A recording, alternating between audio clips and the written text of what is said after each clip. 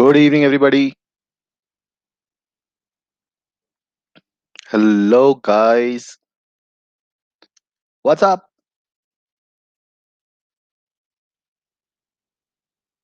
Hello, good evening. I am good. How are you? How was the weekend? CPCV we have not covered yet, Janvi. We cover it in thermodynamics. So once we have covered that, then you'll be able to solve. Hello, everybody. How was the weekend? I am good. Matlab, what was so special about the weekend? Yes, inversion temperature will also be covered in this chapter. Oh, that's wonderful, Tanya. I hope you played badminton inside your house. Or on a PlayStation or a laptop.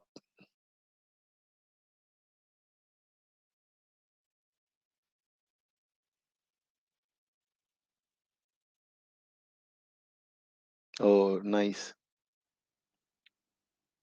Good evening. I am good. How are you? Chalo, let's begin with the introductions of each other over. What is that? I have no idea. And why did you watch the entire season in the first place? Okay, cool. I'm not in that touch. I'm not in touch with anime.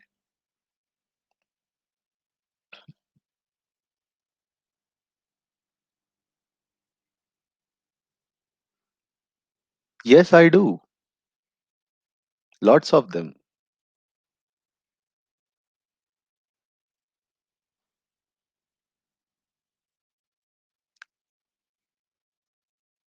I did watch Friends. Friends and Big Bang Theory is like a stress buster. You can start any episode and watch. Why are we talking about all that? Chalo, let's continue. So, guys, we were talking about thermodynamics in the previous class. We were talking about thermodynamics in the previous class, and we introduced small concepts, right? Can somebody tell me what was the very first thing that we talked about in the chapter? We talked about what is thermodynamics, what is its importance, and then we started talking about what is the system surrounding universe, boundaries, right? Then we talked about what do we mean by state functions and path functions.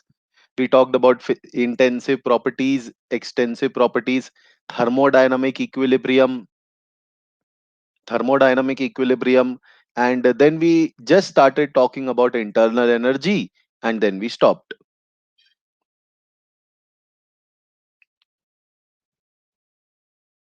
This chapter is not hard, it is important. That's it. Good evening, Surbi. Yes, we have completed the syllabus for the test. Syllabus for the test was till the last class. Chalo. So let me recap the internal energy part and let us continue from there. Internal energy complete nahi hua tha last class mein. So let's talk about it and let's continue from there. Now, if a system is at rest, if a system is at rest, the total energy of the system is called its internal energy. When we say the system is at rest, that means externally the system has to be at rest, not individual atoms or molecules. They are always moving around. So internal energy of a system at rest includes kinetic energy of the molecules. Kinetic energy would have many components in it, as well as potential energy of the molecule, which will take into account attraction as well as repulsion. So when we say U equal to total Ke plus total Pe, this Ke is of macroscopic system or microscopic system. Good evening, jump in, guys. This kinetic energy is of micro or macro? Micro, micro. अभी अभी बोला था. System is at rest. Overall, the system is not moving. तो kinetic energy of the system is zero, isn't it? So this kinetic energy is the actual kinetic energy of the molecules which are translating, rotating, or vibrating. Right? Now, next point. There, because internal energy is, I am saying internal energy is equal to total energy for a system at rest. Now, internal energy takes care of two components, particles ki kinetic energy and particles ki potential energy. So, this kinetic energy is not kinetic energy of the entire system. Entire system is at rest. Entire system is at rest. This kinetic energy is of the individual molecules or atoms. Now, yes, Jashmir, that is what we exactly said. We'll discuss everything, Sri Janvi, as and when the time comes. Let's not go ahead of it. Okay. So now, first of all, what do we represent internal energy as? We represent internal energy by the symbol capital E, or we use capital U. We either use capital E or capital U to represent internal energy. Now, yes, Aryan, that is why we calculate, we don't measure. I'm coming to that. Please wait. I have not opened the window for doubts. Please wait. This point I just told you that it is represented by the symbol U because it is energy. What will be its units? Its units will be in joules, right? Because it is a component of, because it is an energy system, it will be an extensive property as well. More the amount of substance, more will be the internal energy. क्योंकि substance ही ज्यादा होगा. Are you understanding this point? That why is it extensive? More you take the substance, more will be the internal energy, so it is extensive. Now, depends only on T. This is valid for ideal gas only. Depends only on T. Where? Which part of India? Definitely not in your. No. Cool. So UP वालों को पूछो ना बाबा, यहाँ काहे chat पे पूछ रहे हो? आस पास देखो, पता चलेगा गिर रहा है कि नहीं. यहाँ कहाँ से पता चलेगा? वेदर फोरकास्टिंग का चैट रूम है? नहीं ना. तो फिर पढ़ा रहे हैं हम, आप बीच में हेल स्टोन करवा रहे हैं काहे? देखो पूरे लेक्चर में हेल स्टोन हो गया.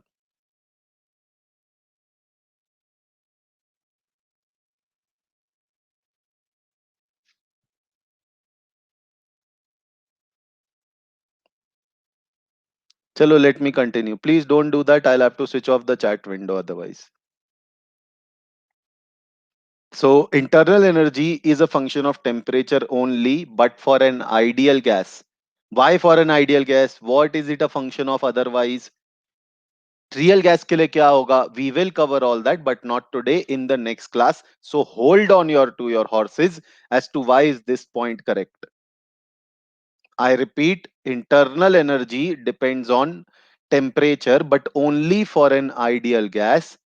For a real gas, it not just depends on temperature, it depends on pressure and volume both. इसके पीछे लॉजिक क्या है, that I can explain to you.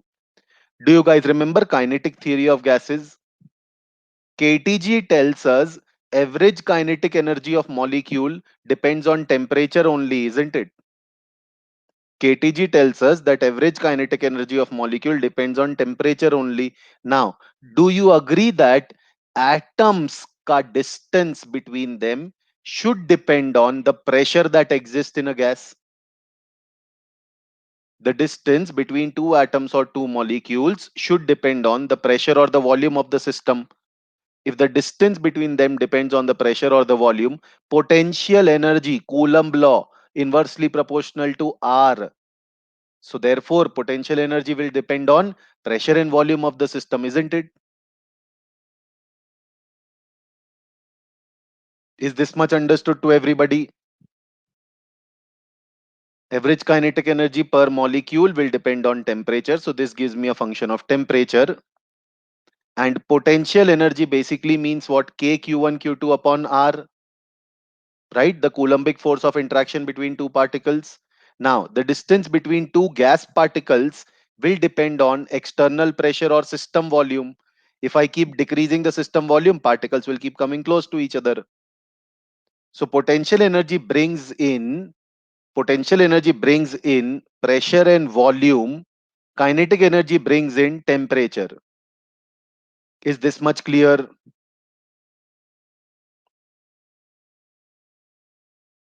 Now, do you agree that ideal gas particles have no attraction or repulsion in between them? That means for ideal gas particle, potential energy part becomes zero. For ideal gas particles, internal energy simply becomes equal to kinetic energy of particles, which was a function of temperature only. And that is why we are saying for ideal gases, U depends only on temperature. ऐसा कुछ नहीं है धैर्य. We are not comparing potential energy or internal energy, so we don't need to go into that.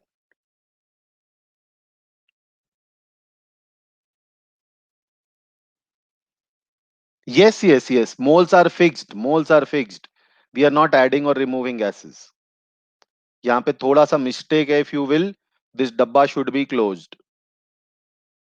Closed system की बात हो रही है, not open system. Okay. Now think about it carefully. Now let's talk about internal energy only. Ideal gas only. ठीक है. I am giving you an alternate explanation for why internal energy depends on temperature for ideal gases. Ideal gases may there is no attraction in between them. So internal energy is basically equal to kinetic energy of particles. As I give more and more heat to the system's temperature will raise. When I'm giving more and more heat to the system, what am I increasing? I am increasing the energy of the system. Right now, the energy of the system can only be interpreted as kinetic energy because ideal gas के लिए potential energy तो zero है, right? We know that we are giving energy by heating it, so its kinetic energy should go up. We can clearly see by heating the temperature goes up, so we can also say that therefore internal energy depends only on temperature for an ideal gas system. Okay, now pay attention. Suppose you have a closed system as drawn in the slide. I want to measure the system ka internal energy. So do you agree to do that? I need to know absolute temperature of the system. Exact accurate temperature in Kelvin चाहिए. How do we measure? How do we measure temperature of any system? How will I measure temperature of any system? Suppose using a thermometer. What is a thermometer? A thermometer is a heat exchange device. Think about it. A thermometer is basically a heat exchange device. So if I put a thermometer in this system to measure its exact temperature, will I actually get the exact temperature? No, because some amount of energy would have been lost to the thermometer, right? So, so can I ever measure capital U of the box shown on the diagram? Measure बोला, calculate नहीं बोला. Can I ever measure capital U for the box shown on the diagram? Absolutely no. Because the moment I try to interact with the system to measure its temperature, I end up changing its internal energy. Correct? Hence, we are saying this point. Hence, we are saying this point that total U cannot be measured, only change in internal energy can be measured. Meaning, right now the system is at T1 temperature. I use a thermometer, measure the temperature of the system, वो आता है T1. According to T1, I use some formula and I calculate U1. I heat the system, I put a thermometer again inside it. Its temperature now shows T2.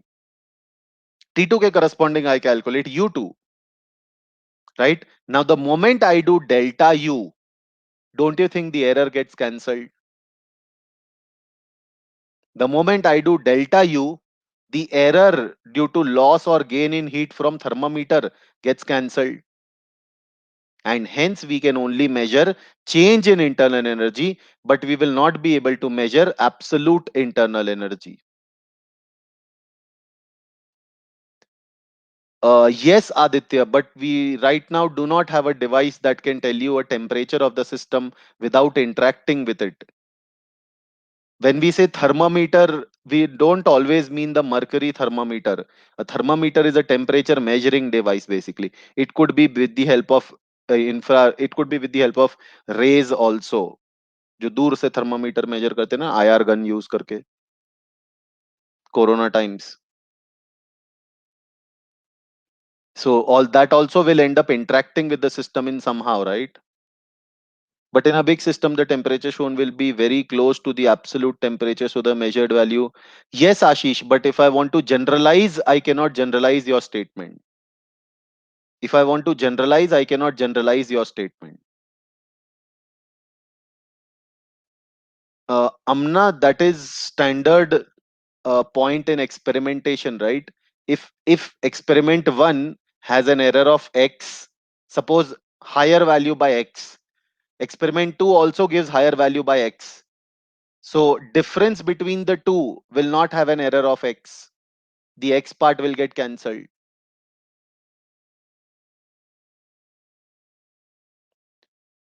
Ashish, you didn't understand. Yeah, what I'm saying is, what you are saying is absolutely correct. That if the system is big enough, the error due to thermometer will be negligible, right? There, your answer also is the same. That if you have a large system like our body, if you have a big system like our body, the heat that we transfer to the thermometer while testing is negligible in comparison to the heat content of your body, in comparison to the internal energy content of your body. So the error is very small. I agree. But what if the system itself is very small? Then you might have significant error, isn't it? And therefore, if I want to generalize, I will say U cannot be measured, only delta U can be measured.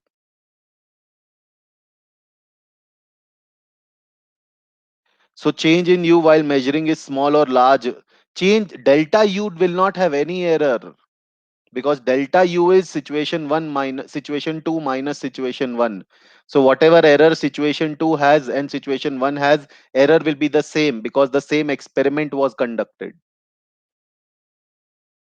Please don't go into the details of the error part. The point here to understand is, if I try to measure the absolute internal energy of the system, I have to interact with the system. The moment I interact with the system will lose some internal energy to me or gain some internal energy from me. And that error will come in capital U if you use the same setup and you conduct it two times, U at T2, U at T1. So when you subtract it, the error simply gets cancelled. Now, do you remember how to identify a state function? State function के पहले कौन सा symbol लिख सकते हैं? Which symbol can we write before a state function? Delta. So if the U is represented as delta U, so we can say that U is a state function, not a path function, because it depends only on temperature. और याद करो, temperature is a state function. So if U depends only on temperature, which is a state function, so U also becomes a state function, isn't it? चला पुढे. ये point मैंने आपसे already discuss कर लिया है, that absolute internal energy cannot be determined. They also give the reason that it is because of some of different type of energies and I cannot determine them individually. That is also one of the logic. That internal energy will be a factor of kinetic energy, which will depend on vibrational energy, rotational energy, translational energy, and I cannot measure independently each and every one of them. So that can also be said as the reason why we cannot measure the absolute internal energy. But my error wala logic sounds more appealing or sane to understand, isn't it?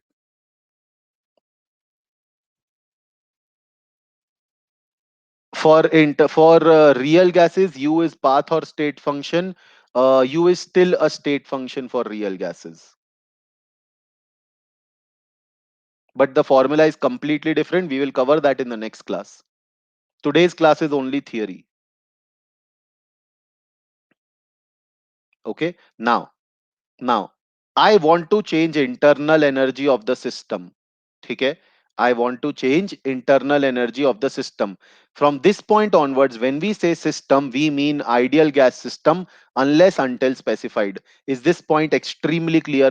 कोई भी लेके आया ना sir, liquid में किया तो क्या, solid में किया तो क्या, तो I will not entertain those doubts. From this point onwards, only and only ideal gas system. Why, sir? Mostly to real gas exist karte hain. Because we want simple calculations, because we don't want to again and again end up dealing with van der Waal equation. We want to deal with the simple PV equal to nRT. ठीक? So now understand this point. If we talk about a gas based system, you will agree with me. PV equal to nRT tells me that T can be changed by altering P, V, and N. Yes or no? In PV equal to nRT, T can be changed by changing pressure, volume, and number of moles. देखो number of moles last वाला point लिखा है.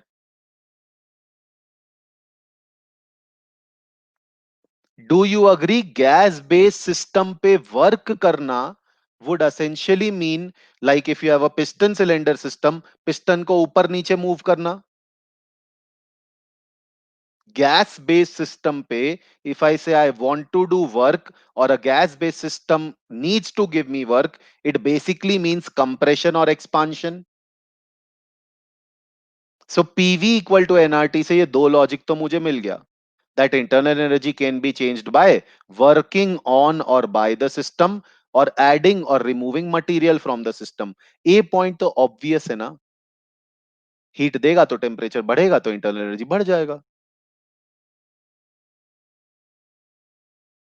So internal energy of a system can be changed by 3 points: heating or cooling, gaining or adding work, or by change in mass. Now, remember last class and tell me one thing. In this chapter, will we be talking about the third point? In this chapter, we majorly deal with which system? In this chapter, we majorly deal with not isolated, wrong, closed system. Closed system.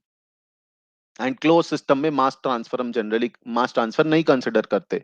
So we will not be talking about the third point much at all. Great. Let me make you go through the slides. Heat given to the system right now, temperature is more. If you give more heat, temperature goes up, average kinetic goes up, so internal energy changes.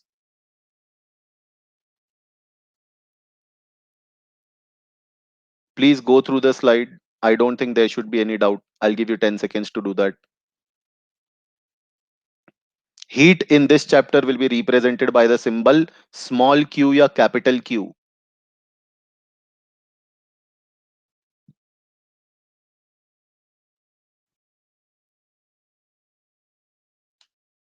Please don't write on the chat window.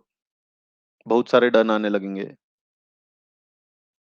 5, 4, 3, 2, 1 and slide change. चलो ये point important. Okay, second point. Energy generated due to molecular motion within an object. So when we say heat is given to a system, we basically mean energy is increased of the system. When we say heat is taken out from the system, we mean energy of the system decreases. When we say energy of the system has gone up, it means that molecular motion level pe energy has gone up, isn't it? We just saw that kinetic energy goes up. So ये वही point लिखा है. This is the same point, the second one. Clear now?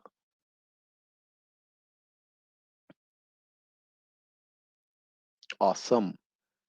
Now, pay attention to my point, which is very, very, very important now.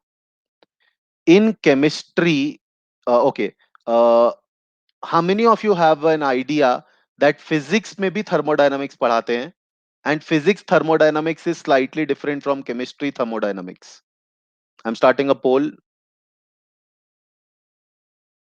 Physics also teaches thermodynamics in 11th or 12th, wherever.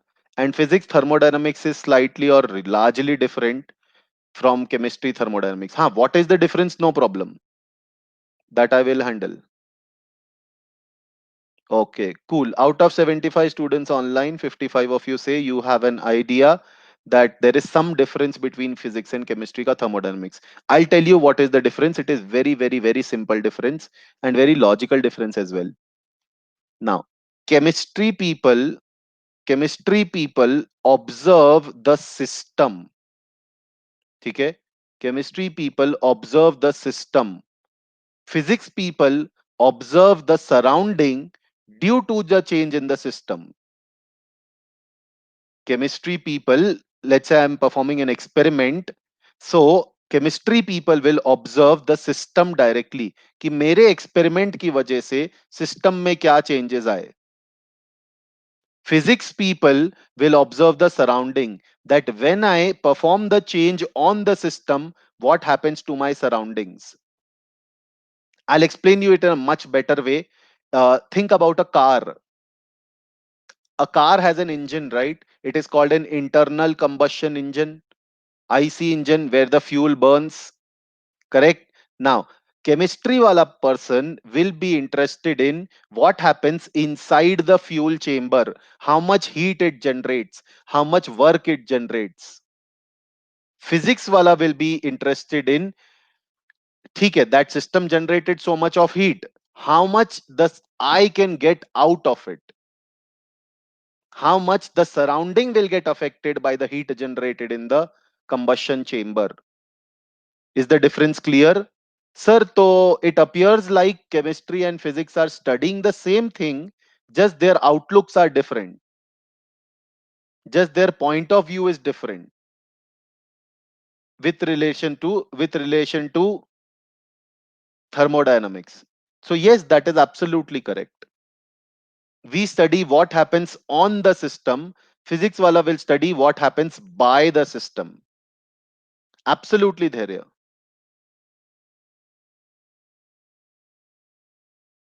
Yes, yes. If you have understood chemistry में thermodynamics, physics wala is easy.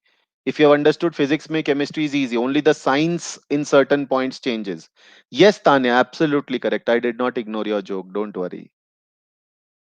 So if you say physics basically will take into account as Dharya said, the efficiencies of the system. That is how much energy can be useful. And chemistry wala will take into account how much energy is generated simply. Now, pay attention here, therefore. Now you will understand this properly. If I am talking with respect to thermodynamics in chemistry, I am observing the system, isn't it? If something gets added to the system, what sign should it have? If something gets added to the system, what sign should it have? Plus. If something gets removed from the system, what sign should it have? Minus. So please see the sign convention here. Heat enters the system, positive. Heat exits from the system, negative. Heat enters the system ko what do we say? Hereno charge relation. I have no idea, Harsh.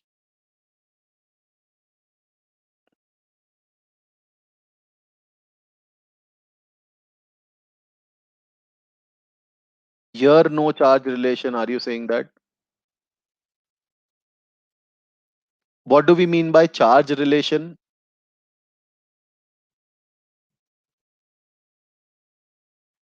So when we say heat enters the system, no, no, no, no. Charge, no. Here positive means heat is added to the system. Here negative means heat is removed from the system.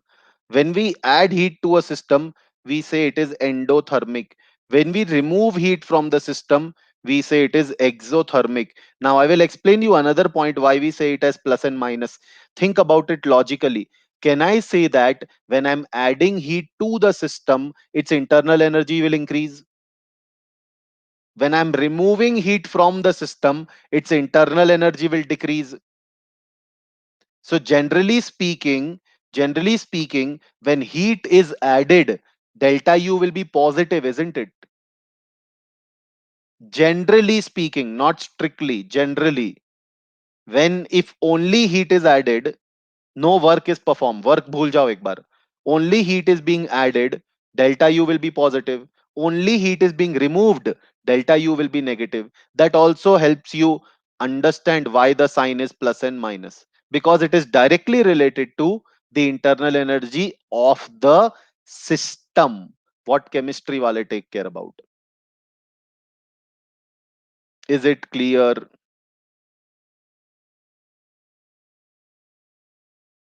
Cool. देखो ये सब छोटे छोटे points पे I am laying too much emphasis, spending too much time, so please don't make all this mistakes later. I will be very very unhappy if someone ends up answering q positive मतलब exothermic. तो please don't do all that, okay?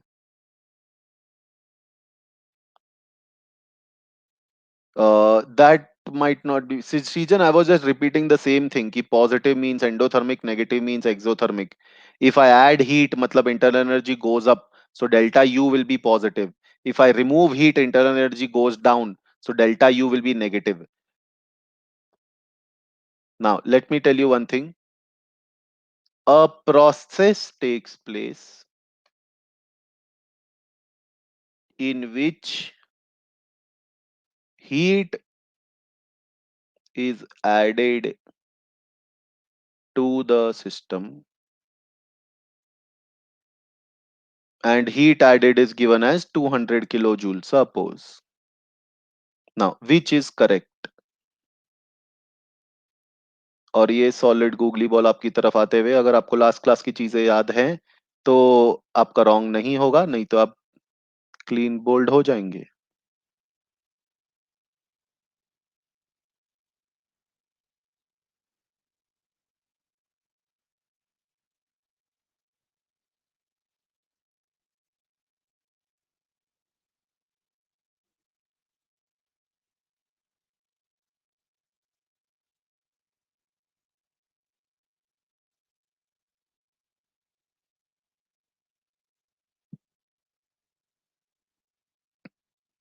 मात्र दो चीज बताई थी path function last class में. I had told you about only two things as path function in the previous class.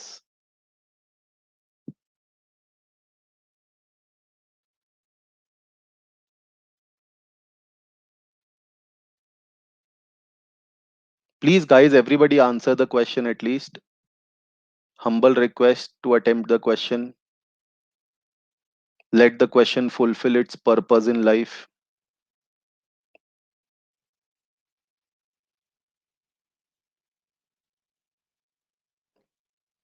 Time up in 5, 4, 3, 2, 1 and stop.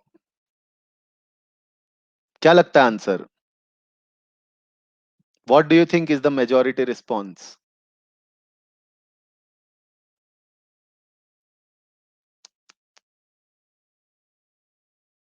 शर्म करो रे बाबा. Which were the two path functions that I mentioned in the previous class? Heat and work. तो heat and work के आगे delta लग सकता है क्या? You just answered a while back. U के आगे डेल्टा लगाया था. That is why you said U was a state function. So delta Q तो defined ही नहीं है ना. Change in heat is not defined because heat is either given or taken. The moment heat gets stored, the moment heat gets stored, it basically represents itself as internal energy, isn't it? The moment heat gets stored in a body, it represents itself as internal energy, अभी अभी तो बताया था, internal energy can be changed by adding और removing heat of the system. Tanya, that will always remain a mystery. Hence, this is definitely wrong. This is definitely wrong. And heat was added. बच्चा लोग, heat was added. Add मतलब plus. तो D तो definitely नहीं हो सकता. Whoever marked D was just trolling.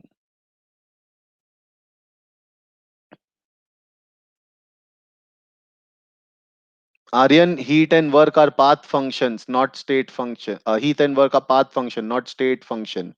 So they cannot have delta in their name.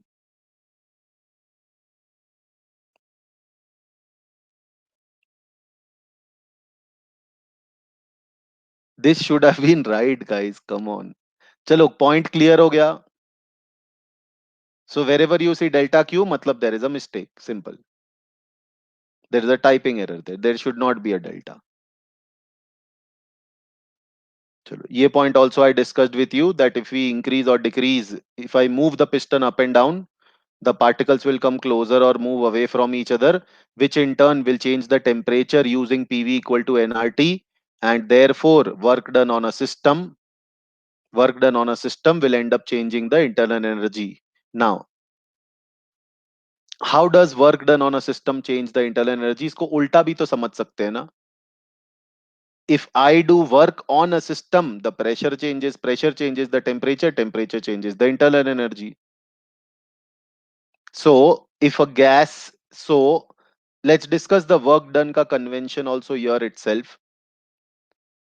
Work done on the system, work done on the system will be taken as what? Yes, Jan, we will be talking about all that as well later. Work done on the system should have what sign? Positive, right? And work done by the system should have what sign? Negative. Now see, it has logic also. If I'm performing work on the system, its internal energy will go up. Delta U will be again positive. If I'm taking out work from the system, matlab the piston has to go up. That means internal energy will go down. Internal energy gets converted into work done. And so delta U will be negative. I'm not writing that point here because it is already written later in the slides. Okay. So this was about work done, and this was about heat. How are they related to internal energy? I have discussed only the theory part. I have not talked to you about the formulas at all till now. So hold your horses. Question padho. You have 5 seconds for the slide to load, 30 seconds to answer the question, and your time will start in 5, 4, 3, 2, 1, and go.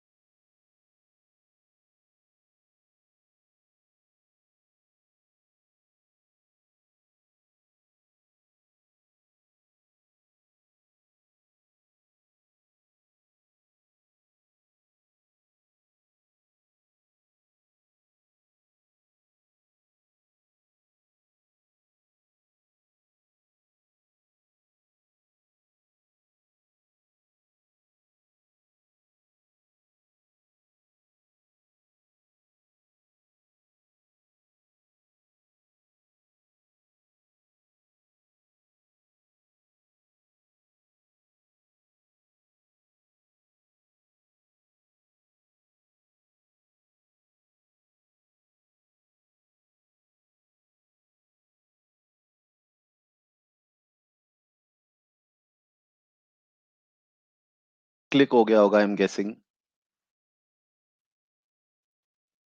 Out of B and C, what is C missing? What is C missing? C is missing translational energy, isn't it? C is missing translational energy. So answer will be B. Yes, Gokul, you should. No, no, it's okay. Let's not make fun. होता है. So guys, we have talked about the basics. We have talked about the theory of internal energy. I have not discussed with you right now how to calculate the formula for internal energy. That will come in time. ठीक है. Now, next point that we have to cover in today's class is types of processes. So, देखो हम क्या कर रहे हैं. I'll tell you what my target is. My target is to be able to calculate work done, change in internal energy, or heat exchanged when a process takes place on a system. तो हमने system के we defined everything related to system in the previous class. We defined everything related to the measurable properties in the previous class, and now we are going to define what kind of processes are possible. Okay, so now, do you remember Boyle's law? Boyle's law means temperature constant, right? Boyle's law means temperature constant. So, can I say that it is basically an isothermal process? Isothermal process means what? Iso matlab constant. Thermal here does not mean energy, it means temperature. Or you could say thermal means energy, but internal energy. So isothermal would actually mean what? Would actually mean T equal to constant. Do you remember? I have already discussed with you. T equal to constant does not, sorry, delta T equal to 0 does not necessarily imply T equal to constant. कम ज्यादा होके and में final same हो जाएगा. That does not mean delta T, that does not mean T was constant. Iso and baric. Baric means pressure, right? Isobaric would therefore mean pressure is constant. Isochoric here would mean volume is constant. And then we have adiabatic. Adiabatic process is a new kind of process. You have not heard of this before. हमने थोड़ा बहुत discuss किया था when we talked about boundaries. Do you remember what an adiabatic boundary was? Sir लिखा तो है यहाँ पे. Adiabatic boundary meant no transfer of heat is allowed. No transfer of heat is allowed, meaning Q equal to 0 for an adiabatic process, right? Now pay attention to one thing and answer on the poll, not on the chat window. पहले पूरा question सुन लेना फिर answer करना please. I am starting the poll but don't answer yes now right now. The question is isothermal ice. देखो पहले से yes आ गया. अरे दो यस आ गए पहले से. तीन. Now people are just trolling with me. Let it be. Ignore. छोड़ो. No no poll not needed. Isothermal, isochoric, and isobaric processes can have equations from PV equal to nRT itself. Isothermal, isochoric, and isobaric governing equations can be created from PV equal to nRT itself. PV by nR is a constant, that is isothermal. P by nRT by P is a constant, that means isochoric. And nRT by V meaning pressure constant, that is isobaric. Is it possible to use the same ideal gas equation to get Q equal to 0 का governing equation? No. Adiabatic processes के लिए we have a new equation called adiabatic gas equation. We'll cover that later, not today. Right now we are just covering that adiabatic process means heat equal to 0. No transfer of heat is allowed. Sir, it means that if a reaction is taking place in an adiabatic vessel and if the reaction is generating heat, so what should happen to the temperature of the reactants and products? If you have a vessel which is adiabatic in nature, in which a reaction is taking place and the reaction is generating heat, so what happens to the temperature of reactants and products? It will increase. It will increase because I cannot take out the heat. It is adiabatic. So heat will end up increasing the temperature, isn't it? Similarly, if a reaction is taking place which is absorbing heat, so where will the reaction absorb heat from? The reactants and products itself, क्योंकि बाहर से तो heat ले नहीं सकता है. and that means the temperature of the system will start decreasing. Is this point understood? Now, what do we mean by cyclic process? Can I say that cyclic process means initial and final point same? Can I say cyclic process means initial and final point same? Absolutely. If initial and final point is same, can somebody tell me what will be the value of change in a state variable for a cyclic process? What will be the value for change in a state variable in a cyclic process? It will be zero because initial and final state is the same. वही चीज यहाँ पे लिखा है. This is just an example that delta u is zero, delta h is zero. What they are trying to say is change in all state variable will be zero. चलो थोड़ी सी गूगलिया. I didn't understand why you cancel delta t equal to zero that automatically. No, delta t equal to zero does not mean t is a constant. I'll show you how. H भूल जाओ ना, नहीं पढ़ा है अभी तक तो example के फॉर्म में लिखा है तो आएगा आगे. H is enthalpy. Now, Amna asked this question, right? Do you remember Boyle's law वाला graph? Oh, sorry. Boyle's law वाला ग्राफ कुछ ऐसा होता था. Now, if I'm starting from point A and I'm going to point B on this graph, I'm not deviating from the graph. On this graph, that would mean T is constant always. Correct? Now, I'm defining another process which is going like this.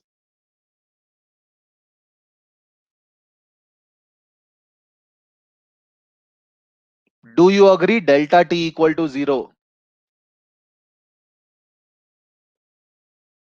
Because TA equal to TB, I again came back to the graph. But is T constant? Absolutely no. Now clear? Chalo. I was talking about a pressure volume graph here.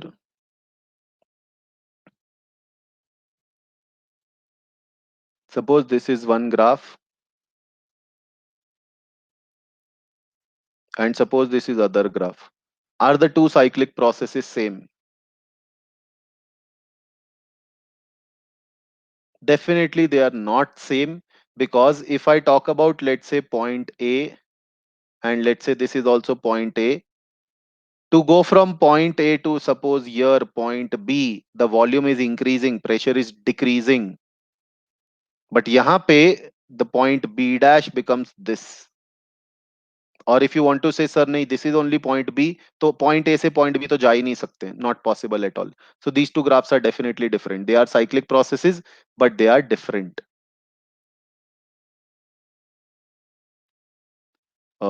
Let's take one more example. Nobody answers on the chat window for this one, okay?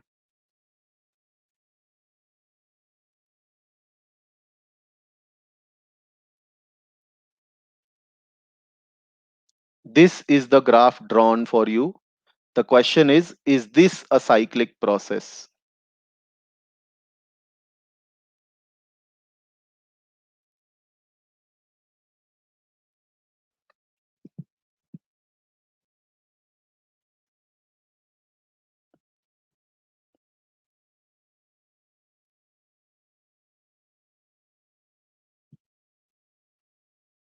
Time up in 5, 4, 3, 2, 1, and stop.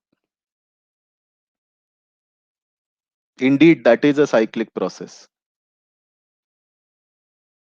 What did I define? Did I say that cyclic process में circle बनना चाहिए? Did I say that cyclic process must have a closed area on the graph? No. What did we define cyclic process as? Initial and final state same. तो हो रहा है ना यहाँ पे? It's like a pendulum. Motion of a pendulum. Point A to B, B to A to B, B to A. So this is indeed a cyclic process. हाँ, pendulum के case में डिस्प्लेसमेंट इज जीरो, केमिस्ट्री के case में I can not से displacement zero. Amna, we have not talked about reversible right now. We will be talking about it. Hold on. So guys, we said a process can be isothermal, isochoric, isobaric, or adiabatic. This is one way. A process can be isochoric, isothermal, isobaric, adiabatic. This is one way of classification. Second way of classification would be a process is cyclic or acyclic. So cyclic or acyclic has got nothing to do with it being iso T, P, V or Q. Are you understanding the point? A process can be isothermal and part of a cyclic process. A process can be adiabatic and part of a cyclic process. So cyclic और acyclic को बाकी processes से confuse ना करें. They are two different way of classifying them.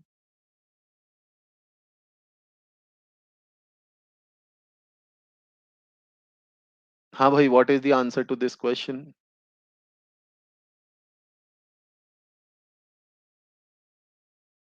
Absolutely right. One. Why?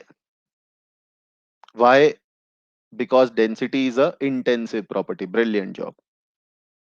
Chalo. So that was one way to classify processes. The other way to classify processes is whether it is a reversible process or whether it is a irreversible process. Please don't make any assumptions about the words reversible and irreversible. Let me explain it to you. Now, suppose right now have such kind of a system in which there is a cylinder, there is a piston, there is a gas present inside on it, and to keep weight on the piston, there is 7 kg of sand on it. Do you agree that once I have placed this 7 kg of sand on it, piston will equilibrate, will stop at a point such that the weight of the sand now gets balanced by pressure of the gas? So basically I'm trying to say that P gas here will equal nahi bol raha. P gas here will correspond to 7 kg of sand. My target is to convert this into 5 kg of sand. My target is to convert this into 5 kg of sand. Now being locked down, कुछ काम धंधा तो है नहीं, so I decided let me get a piece of ply tweezers and I will start picking up one grain of sand. Now pay attention, please, please, please pay attention. Not joking, not joking, serious. So when I remove one grain of sand, when I remove one grain of sand, the pressure due to the sand on the gas changes by a infinitesimally small amount. The pressure of the gas is due to the sand that is present on it. If I remove one single grain of sand, the change in pressure that will come about in the gas will be negligible because the change in external force was negligible. Correct? Now what I do is I keep removing one piece of sand. Eventually, probably after a million years, I will end up with 5 kg of sand. Isn't it? Now, in this entire process, overall, definitely the piston would have moved by some amount, isn't it? Overall, dx bhul jao. Forget dx. Do you see overall the piston has moved now? Earlier was dotted. Now it is the piston actual line. So overall, the piston has definitely moved significantly, but in each single step, the piston moved insignificantly by a very small amount dx. Dx means x tending to zero by a very small amount. Is this point understood to everybody? Any doubt here?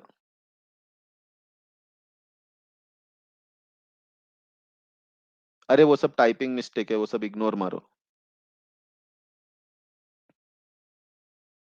This is called a reversible process. This is called a reversible process where the change, this is called a reversible process where the overall change in a system is brought about by infinitesimally small steps, such that each step या rather ऐसा बोलना चाहिए, such that after each step the system again reaches in equilibrium. I removed one small grain of sand particle here, so the change in external force was negligible. F नहीं था, df था. And then once I have removed the particle, I let the system equilibrate. Once I remove that one particle, I let the system equilibrate. Then once the system has equilibrated, I then again remove another particle of sand. So a reversible process. So a reversible process is the one in which the change in state of a system is brought about by infinitesimally small steps, such that after each step the system and surrounding are in equilibrium with each other again. Is this point understood? Now can someone tell me, sir that means ये जो आप grain of sand का example बोल रहे थे, actually तो आप एक ग्रेन ऑफ सैंड भी नहीं हटा रहे हो. For a process to be truly reversible, you would actually be removing one molecule of sand, isn't it?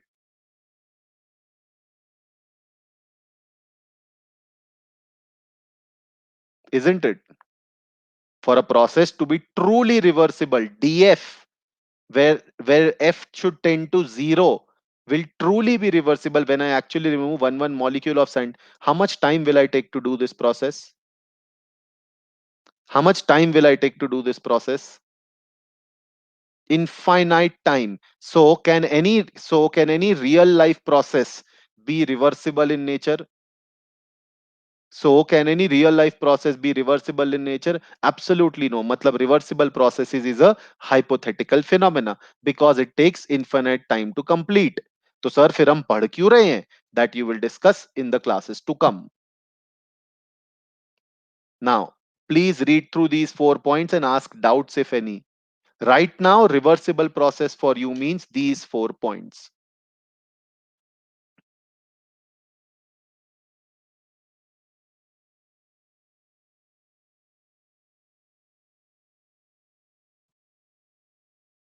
Quick, quick.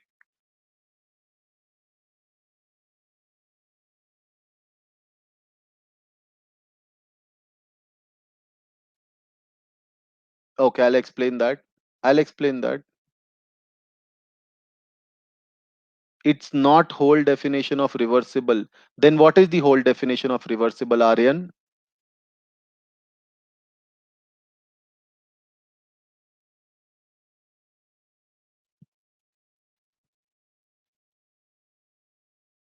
मेरे को क्या पता स्कूल में क्या पढ़ाया था.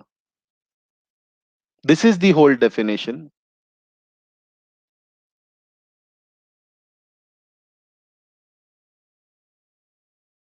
Now, here, this, sorry, color is wrong.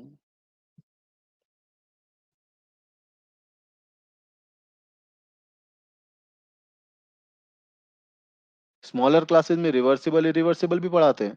वो रिएक्शन के लिए पढ़ाते हैं. This is a process. I am not talking about reversible reaction. I am not talking about reversible reaction and irreversible reaction. What did I tell you when I started with reversible and irreversible process? What statement did I give you? That don't make assumptions. This is not same as reversible and irreversible reaction. This is reversible and irreversible process. Now pay attention here. Can I say that right now it is in equilibrium? Matlab F gas is equal to F external. Correct? You removed one grain of You removed one grain. Matlab it will now become F minus df, and inside it will still be F gas. If after removal of one grain, it is a reversible process, matlab it is still in equilibrium, that means F gas equal to F external minus df. तो देखो df क्या आ गया? df आ गया F external minus F gas, and if this is reversible, तो df will come out to be zero, roughly zero, tending to zero. Now is this point understood? Sorry, is the third point understood? Ashish, you are wrong. A process and a reaction is two different things. We cannot apply the same logics on processes on reactions. Sir, that means it remains in same state. No, I said approximate zero. So the state does change, but the change is negligible. Yes, Aditya, but we can never document that because it will take him theoretically infinite years to conduct such a process. If he ends up covering in infinite time, no matter how infinite it is, समझ रहे हो क्या बोल रहा हूं?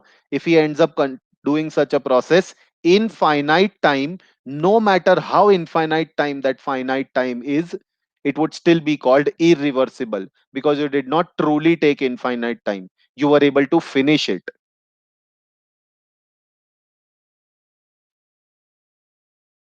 Next. So reversible processes are not real life processes at all. Real life processes reversible हो ही नहीं सकते because they all complete in finite time. These are the same 4 points expressed in the diagram, nothing else.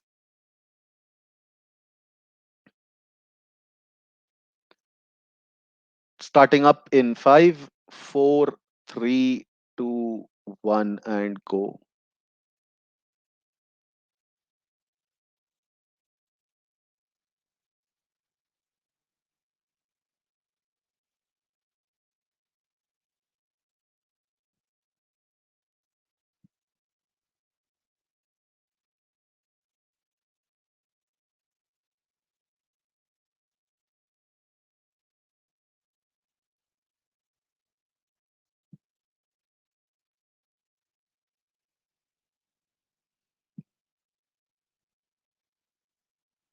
See, I understand you don't know anything about option B right now, but A and C to make sense, don't they? It should change at an infinitesimally slow rate, and there should be no finite difference. Why just temperature? There should be no finite difference in any quantity, isn't it? After every reversible step, I'm not saying pura process, I'm saying a step. After every reversible step, there should be infinitesimally small change in temperature. Now, sir, why is it written no loss of energy? Because in a reversible process, we are changing the system by infinitesimally small amount. So energy of the system is changing, but there is no losses. When there is no why there is when are you talking about any loss? Why are we talking about any loss? We are talking about a loss when the system returns back to its original position. For example, think about it logically. You have a piece of metal, it is right now at temperature T1. You heat it to temperature T2, real life process. Piece of metal right now at temperature T1, you heat it to temperature T2. Some amount of heat has to be given. Now, T2 say you have to bring it back to T1. T2 say you have to bring it back to T1. Theoretically, same amount of heat has to be taken out also, right? Same amount of heat has to be taken out also. So, sir, where is an energy loss? So, sir, where is the energy loss? I am talking about energy loss in individual steps, not overall. In individual steps, because the change is very small and it is equilibrating again, then we say there is no energy loss in going from A to B or coming back from B to A. That is what we mean here by no energy loss. No energy loss in a single step. It does not mean no energy change. Guys, ये point समझ में आया ना? No energy loss और no energy change में फर्क है. Energy is changing by a very small amount. But if I go back to the previous state, energy would have again changed by the same amount. No losses.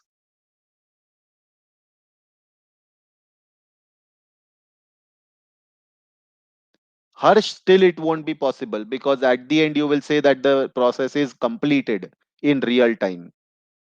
So it cannot be called as irreversible then. Now let's talk about an irreversible process. What would an irreversible process simply mean?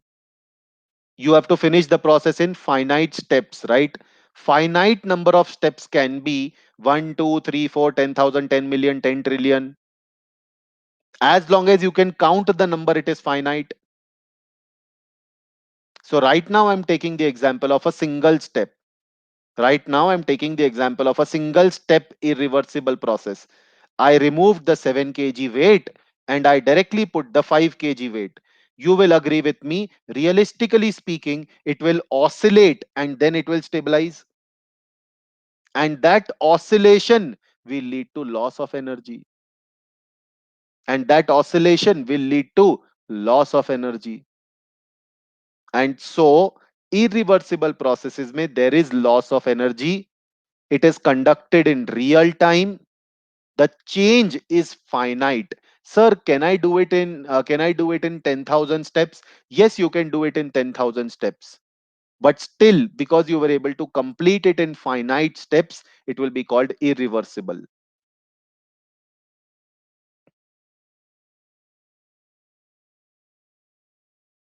Ashish, it always does. Think about a practical system. If this was even 1 kg ke 7 weights, and if you remove 2 kg weight, it will not be the case कि abhi idhar hai, it goes down and stops. Abhi, sorry, it will go up, not down. Uh, if I'm removing 2 kg weight, it won't be the case कि it is right now here, it will go here and stop. The moment you remove weight, it will go up, then come down, and then do like this, and then stop. That is because of inertia of the system. That is because of inertia of the system. That that the change in force is significant. That the change in force is significant, and that brings about the oscillation. If the change in force was not significant, the change in inertia of the system will not be significant, so it won't oscillate, it won't lose energy. Where does the loss in energy go? To the surrounding as sound, as heat. Means this will be finite no matter how infinite the steps are. Palak, wrong. This is finite no matter how large the number of steps are. The moment you say infinite, it becomes infinite.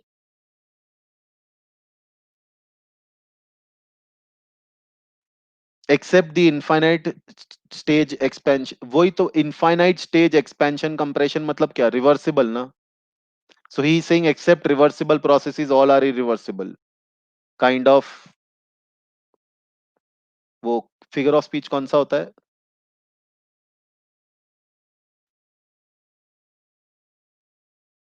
There is a figure of speech, right? चलो छोड़ो. Another point, another point. Do you remember in reversible processes we said that every step has to be in thermodynamic equilibrium?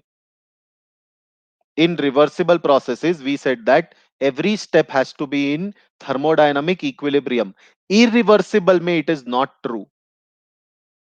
Irreversible mein it is not true. The first step and the last step has to be in thermodynamic equilibrium. Rest beach wale steps may or may not be. Rather, I should clarify it like this. The first and the last step has to be in thermodynamic equilibrium, and at least one step of the other steps should not be in thermodynamic equilibrium. Why? Because if all of them become in thermodynamic equilibrium, तो reversible होना चाहिए था ना फिर.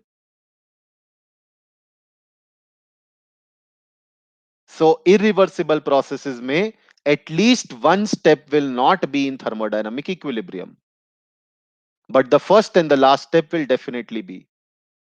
Why first and last step will be? First step is the step from where you started. So you start from a thermodynamic equilibrium. Last step is where you have to end. So you have to end at a stable horizontal value. So you have to end at a thermodynamic equilibrium from that perspective.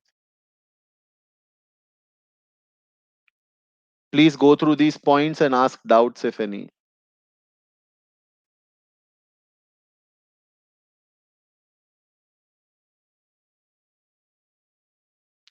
नहीं नहीं, वो वाले के in that diagram it was one step, but भावनाओं को समझो.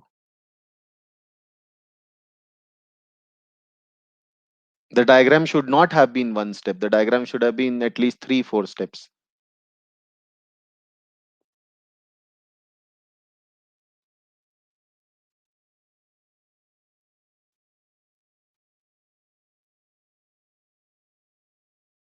This one, if you understood F driving minus F opposite equal to DF in the previous case, if you understood F driving, driving force means external force, isn't it? अपना piston cylinder वाले में सोच के देखो. Driving force in the piston cylinder arrangement is the external force, and opposing force is the internal force. So the difference there was dF, small change. The difference here is capital F, or not dF, it is delta F. That is significant change. Point number fourth, at intermediate stages of the irreversible process, different state functions such as pressure, temperature, etc. are not defined, because state functions get defined only when the system is in thermodynamic equilibrium with the surrounding. A state function, a system ki state. Last lecture in the beginning, last lecture in the beginning, what did we say? Law of thermodynamics are applicable only on a system in thermodynamic equilibrium, right? जिसको हमने state define किया था, जिसको हमने state define किया था, that collection of physical properties of a system in thermodynamic equilibrium is called state 1. So if there is no thermodynamic equilibrium, there is no state 1. That means there is no state variable.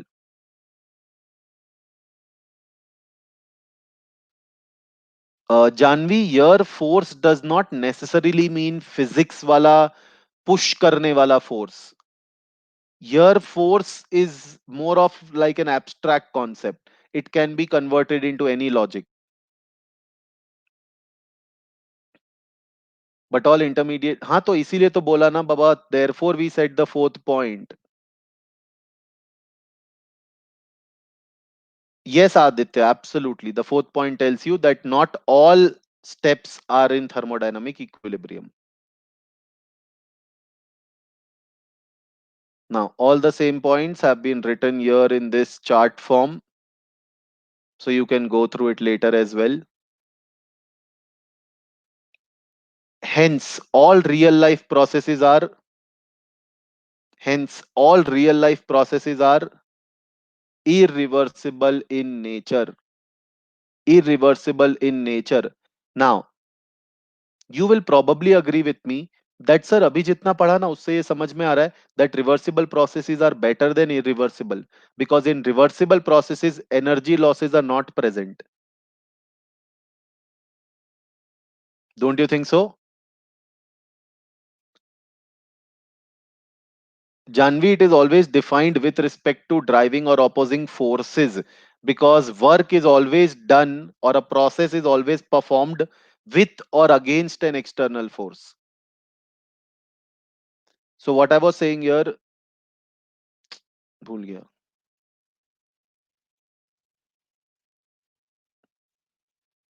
What was I saying? Yeah, I was saying that it under that we get a rough idea from here that because in reversible process each step is not losing any energy to the surrounding, it means that probably reversible processes are better than irreversible processes.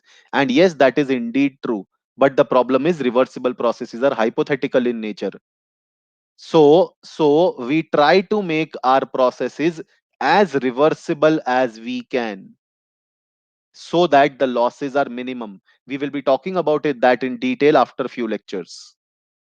We'll be talking about that in detail after few lectures. Now, there is a differentiation given here between reversible and irreversible. You can read through it later. Next point. Modes of energy exchange. We just studied modes of energy exchange. Yaad hai? One mode of energy exchange was, one mode of change in internal energy was heat and the other was work. Now, Work can be of many, many forms. Work can be given to the system or obtained from the system in many, many, many ways. Mechanical work मतलब क्या? The mechanical work matlab, let's say there is a stirrer in the system. Let's say there is a stirrer, agitator in a system. We start moving the stirrer round and round. What happens? It transfers mechanical energy to the system, isn't it? Electrical work. Electrical work. Suppose I pass current through HCl solution. Suppose I pass current through HCl solution. Hydrogen gas will get liberated. That is electrical work changing to chemical work. Electrical work changing to a chemical reaction. Magnetic work would be keeping a system under a magnetic field so that magnetic force can perform work. So, therefore, work can be of many, many, many types. In this chapter, we will be talking about pressure volume work only, that is mechanical work. Work obtained due to movement or change in pressure of a gas. Why? Because we'll be talking about ideal gas systems only.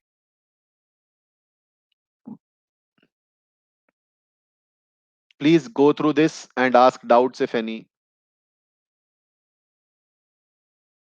and also point out mistake in the slide.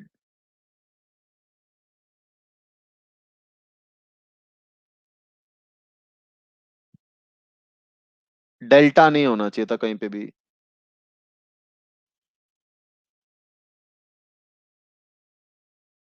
Now you will probably agree with me, sir, ये diagram कहीं से मारा ही होगा net से. Must have been copy pasted. So you can agree that, so you can agree that there are huge number of literature available where you will find delta with Q and W, and that is wrong. Whether it is NCRT, whether it is not NCRT, if you use delta with Q and W, you are wrong. Capital Q and small q both are the same thing that I have cleared when we discussed in the beginning, when we talked about heat.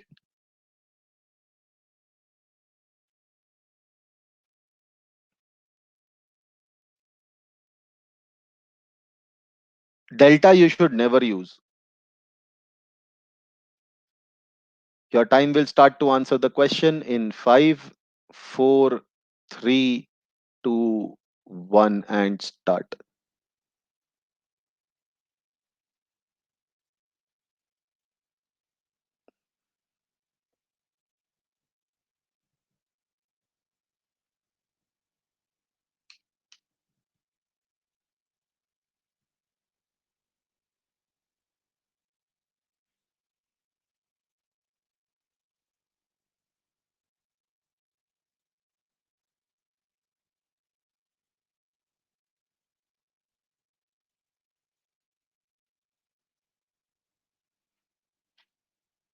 If two bodies are at same temperature, is there any heat transfer between them?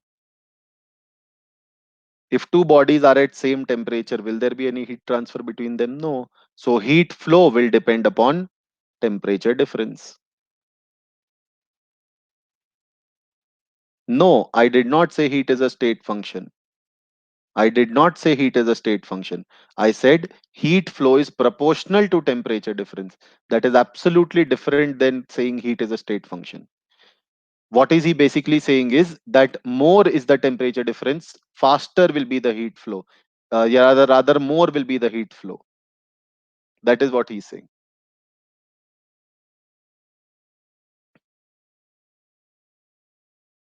Now, please, please, please think about this and answer. Don't answer randomly. Take 30 seconds, which you have to think and answer. Okay. Your time starts in 5, 4, 3, 2, 1, and go. Please read properly, think and answer. आ जाएगा right, I'm sure.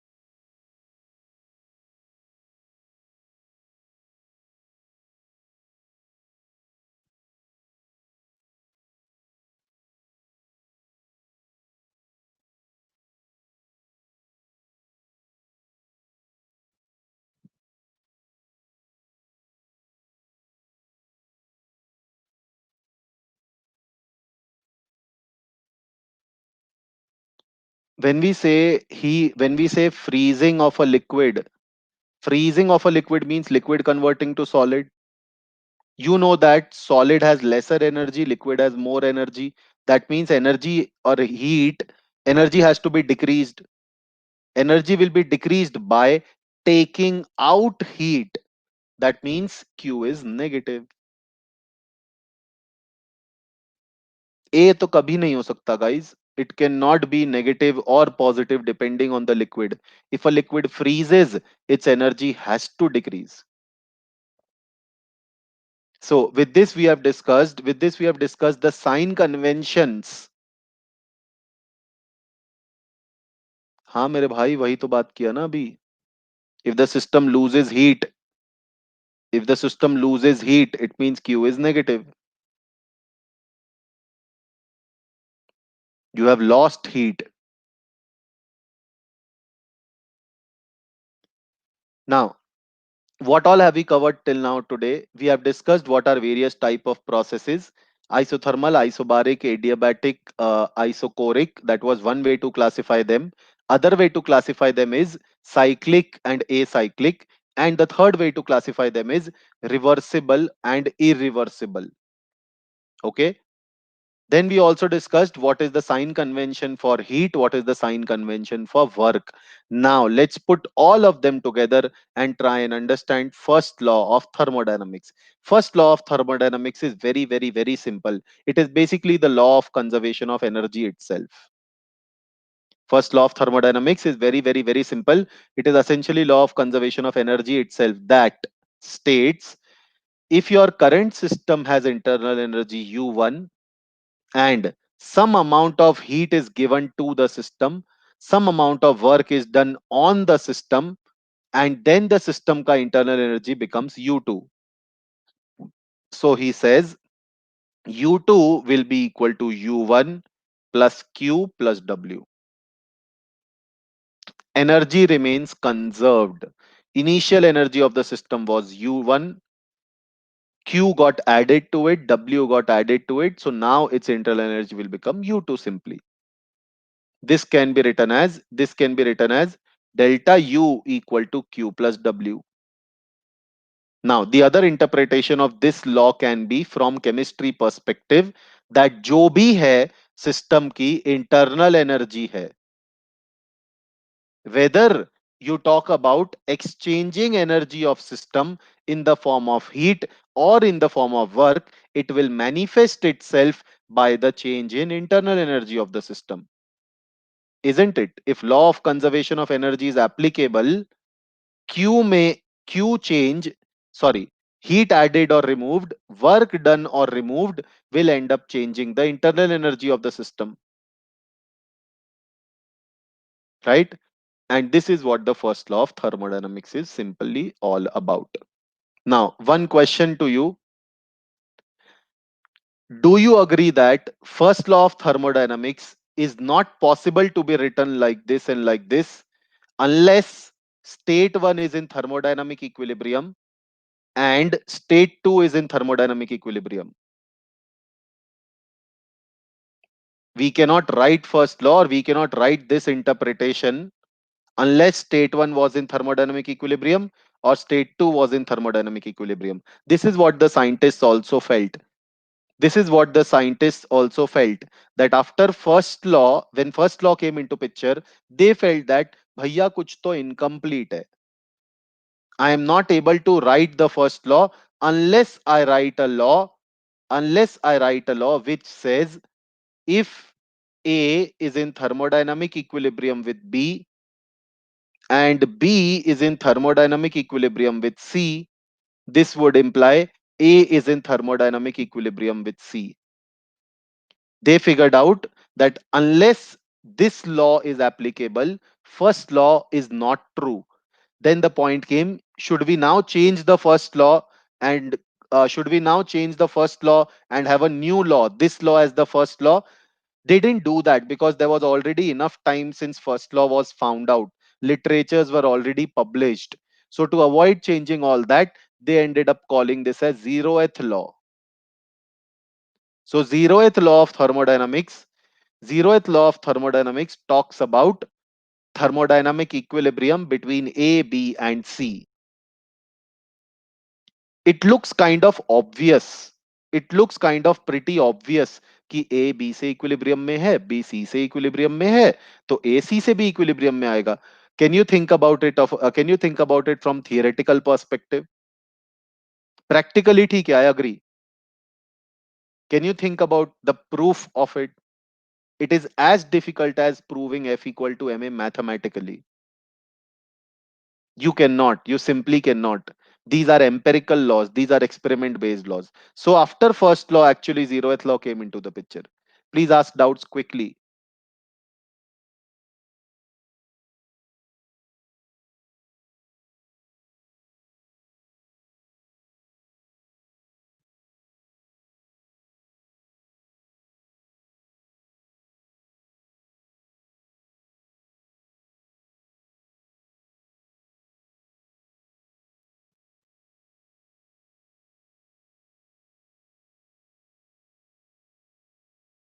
Yeah, please, Aditya.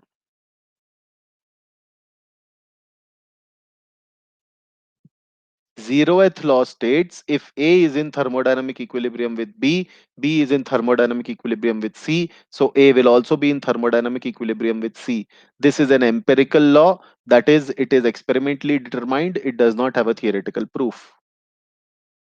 Since the law says that energy can neither be created nor destroyed, so where does the existing energy come from? It is said that the existing energy has come from the Big Bang. And where did the energy come in the Big Bang? Due to the chemical energy stored in the substances that resulted in the Big Bang. हाँ, but मैं यहाँ पे nuclear reactions की बात नहीं कर रहा, तुमको भी पता है ये चीज.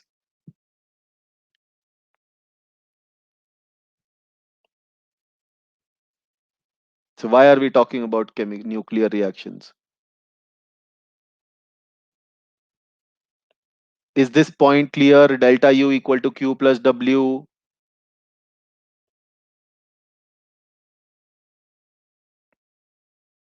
Now pay attention to few points here. Pay attention to few points here.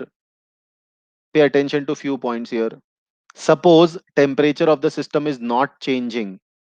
I am providing heat. I'm doing work on the, sorry. I'm providing heat to the system and temperature of the system is not changing. Can I say delta U is zero? Yes, delta U is zero because U depends on temperature only. So Q becomes equal to minus W. That implies mod value के हिसाब से work done is equal to heat input. If I take the mod value, work done becomes equal to heat.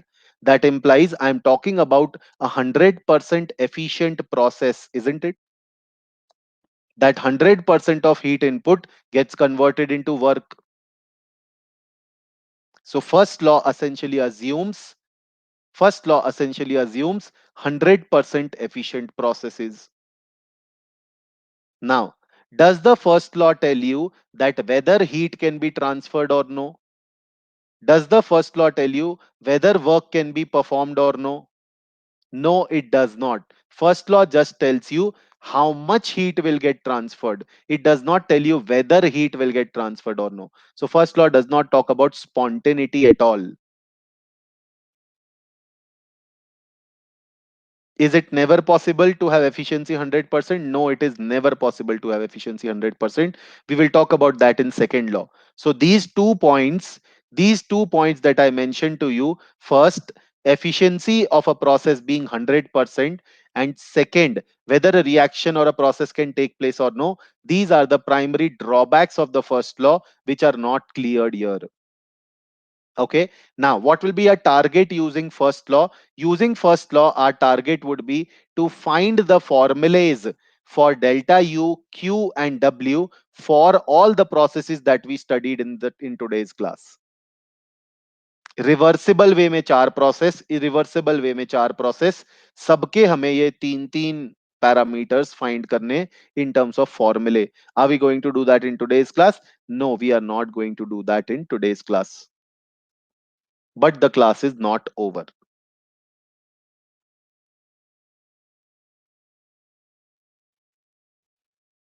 Go through this question, please. Don't answer on the chat window, just go through it.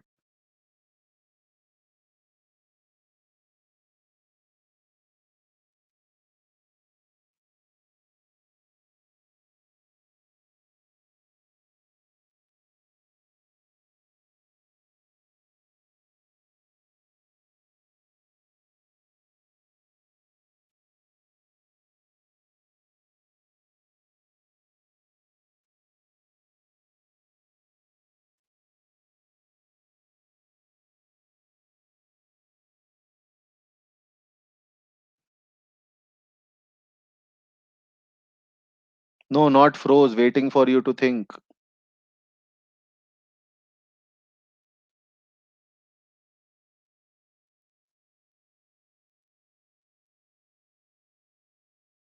Chalo, now give me the answer.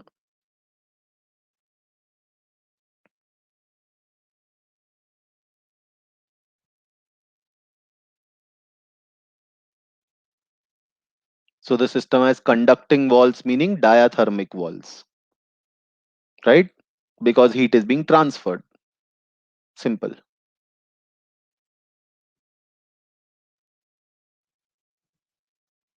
Sample of a liquid in a thermally insulated container is stirred for 2 hours by a mechanical device.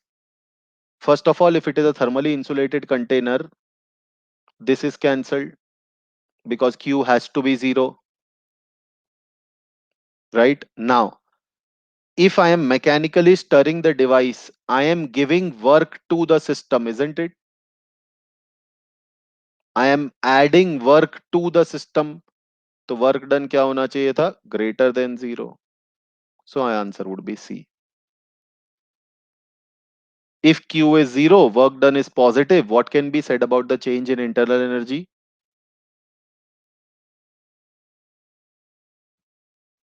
Change in internal energy will be positive because delta U equal to Q plus W. I ain't stupid. The answer given was C here. I made the correction and man made it C. Otherwise, so obviously the answer is D. Chill, guys. Now, last part of this of today's class called law of equipartition of energy. ये law of equipartition of energy randomly उड़ता हुआ कहां से आया first law में? We will need this law to be able to find formulae for delta U, Q and W. That is why ये law randomly यहाँ पे उड़ता हुआ आया. ये लॉ एक्चुअली कहाँ पे होना चाहिए था? ये लॉ एक्चुअली होना चाहिए था काइनेटिक थियरी ऑफ गैसेस में. तो आपने वहां पे क्यों नहीं पढ़ाया? बिकॉज गैसियस स्टेट के सिलेबस में ये नहीं है. फिजिक्स में काइनेटिक थियरी ऑफ गैसेस पढ़ाया जाएगा in twelfth. There they will cover this law. Physics के केटीजी सिलेबस में there is law of equipartition of energy. Chemistry के गैसियस स्टेट में there is no law of equipartition of energy.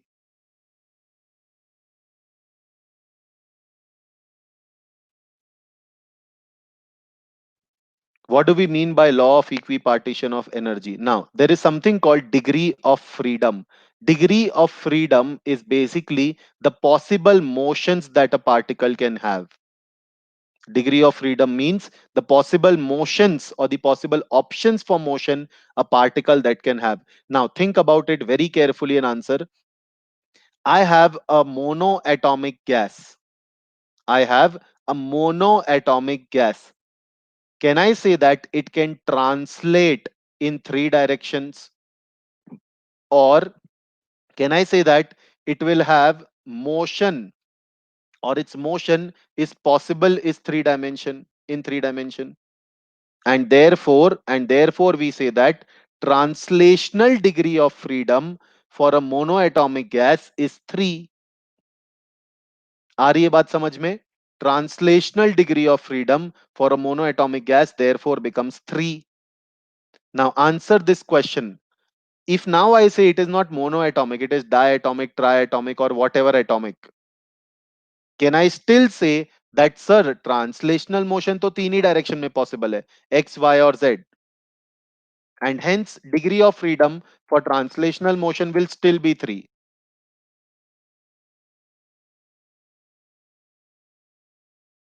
Is the point clear? So translational degree of motion is always 3, whether it is monoatomic, diatomic, or triatomic. This was the point that I just covered. Now let's talk about rotational degree of motion. Rotational degree of motion for a monoatomic gas is considered as 0. Ideally speaking, it is not considered as 0, it should be considered as 1. इसने 0 क्यों लिया? ठीक है. Monoatomic gas के लिए rotational degree of freedom is 0. What do we mean? I will explain it to you with the help of a diatomic gas system. This is a diatomic gas system. It can rotate, it can rotate about this axis ऐसे, or it can rotate about a perpendicular axis ऐसे. Is such kind of a rotation possible in a monoatomic system? No, because monoatomic system mein I cannot define the axis only, and hence he took it as 0 here. Do you understand this point now? If there is a diatomic system, or even if there is a polyatomic but linear system, I can either rotate them along the line joining the bonds, or I can rotate them in a play in a along an axis perpendicular to the line joining the bonds. Right? Now, non-linear polyatomic मतलब something like this. Sir इसमें तो बहुत सारे possibilities है rotation के. You can rotate about this bond, you can rotate about this bond, you can rotate about any perpendicular one. So how are you saying it as 3? Theory has restricted its value to be 3. Theory has restricted its value to be 3. It is said, it is found out experimentally, if the number of atoms keep increasing, if the number of atoms keep increasing, we don't actually observe rotation about individual bonds. Average होके हमें तीन ही type के rotation मिलते हैं: along the center of mass, perpendicular to the center of mass, and perpendicular to the plane containing center of mass. Do you need to remember which ones of them are? No, you just need to remember this number 3. Is it understood? Exception नहीं रे बाबा, वो theory ही है. That when you have more than two particles and you observe the rotation of those molecules, overall you end up observing three directions only.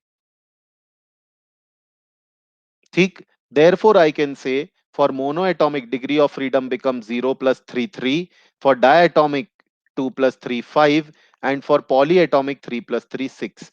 Now, इसके साथ साथ at high temperature, vibrational degree of freedom also gets activated. At high temperatures, vibrations are also considered. Now, vibrations will always be along an axis. Yes or no? Vibration will always be about an axis. Like if this is the axis, it can vibrate like this, like this. So monoatomic के case में zero vibrational degree of freedom, there is no axis. Diatomic के case में there will be one axis of 1 degree of freedom for vibration, that is along the bond. Correct? And for polyatomic, let me erase the, oh wait. And for polyatomic we say that the answer would be 3n minus 6. 3n minus 6, yeah, for polyatomic non-linear. 3n minus 6, where n is the number of atoms. Do we need to consider vibrational degree of freedom in general? No. Only if the question clearly says the temperature is very high, then you have to use it. Otherwise, no. तो याद क्या रखना है? याद रखना है ये.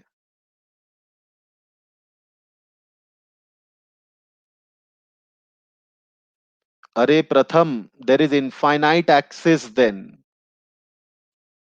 Atom का नॉर्थ पोल साउथ पोल नहीं होता ना. So sir law of equipartition of energy का क्या मीनिंग था? Law of equipartition of energy states for every degree of freedom, half kT energy is associated with it. Law of equipartition of energy states for every degree of freedom, energy per molecule is half kT.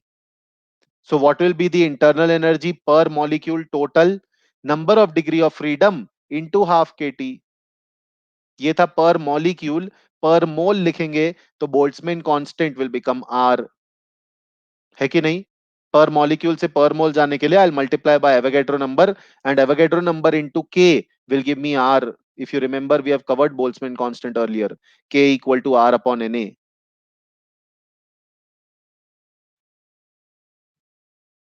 So this was internal energy for 1 mole of gas particles, F by 2 RT. For n moles of gas particles, total internal energy will become F by 2 nRT. Now this is your formula for internal energy change of an ideal gas. If it is N2, if it is N2, you will get it as N2 is a diatomic molecule. तो क्या आएगा value guys? 5, isn't it? So it will become 5 by 2 nR delta T. Can somebody answer Aryan's question? Who will be explaining you law of equipartition of energy? Who will be explaining you law of equipartition of energy? Physics, absolutely. So physics wale in 12th standard will probably show you its derivation. Now with this we come an end to today's class and we'll continue from here in tomorrow's class. If nothing is understood, please do let me know on Telegram. Thanks guys. Bye bye. Take care and stay negative.